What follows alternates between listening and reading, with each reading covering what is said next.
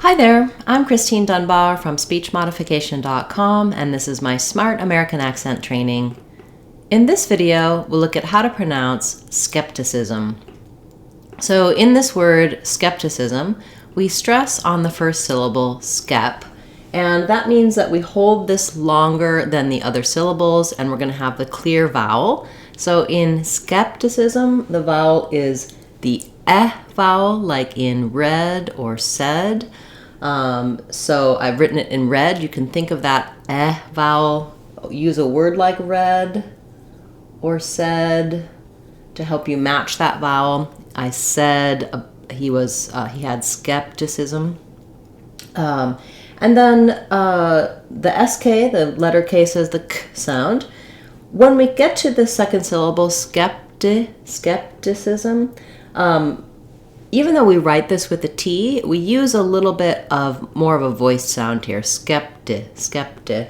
So it's like a flap T that we would use in a situation like in a word like water or little, where the T is followed by an unstressed syllable in the word.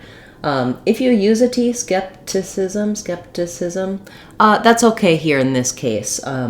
It's a little bit blurry what sound we use there, skeptic, because it comes after that stopped P. I don't really say or release that P sound. It's not skep. I don't have a puff of air, skepti. I just release it into the T. And so you're going to have basically somewhat of an unaspirated T here. Do your best. Use it. If you try to use a T, it'll probably come out sounding naturally if you can make that stopped P sound, skepticism. Just don't worry about having a big burst of air there. You don't need skepticism, skepticism. It can be kind of muted.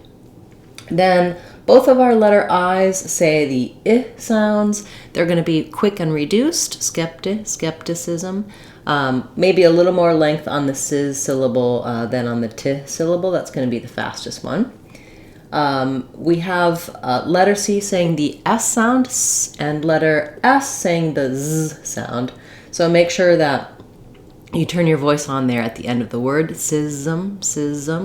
And then you'll notice that there's almost no vowel before our sound. There's a little bit of a reduced schwa there, sism. But I don't want a lot of vowel there. I don't want skepticism, but rather skepticism, sism. So I'm going as quickly as I can from my z to my zm, skepticism.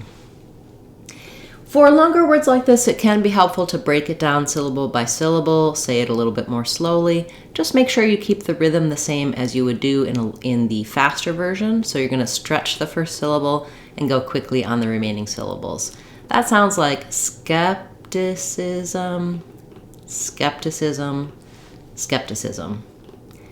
Once you can say skepticism by itself, do try practicing it in some short phrases just so it comes smoothly and naturally to you when you want to use it in speech.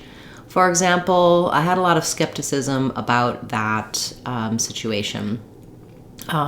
We need to have more skepticism when it comes to paying attention to what we read online. Thank you so much for watching this video. For your requests, comments, and suggestions. If you have a word you'd like to see me cover in our Word of the Day series, feel free to leave that in the comments and I can cover it in a future class. I'll be back tomorrow with another Word of the Day, and on Saturday we'll have our live question and answer class. If you need more help for the sounds in skepticism or any of the sounds of English, check out our Sounds of English course on SpeechModification.com. It's a great way to build a strong foundation to pronounce any word you like confidently and easily in American English. That's our Sounds of English course, and you can find it on our website, SpeechModification.com. I'm Christine Dunbar from SpeechModification.com. Remember, if you want to sound like a native speaker, you can do it. SpeechModification.com. Bye, everyone. Hope to see you again soon.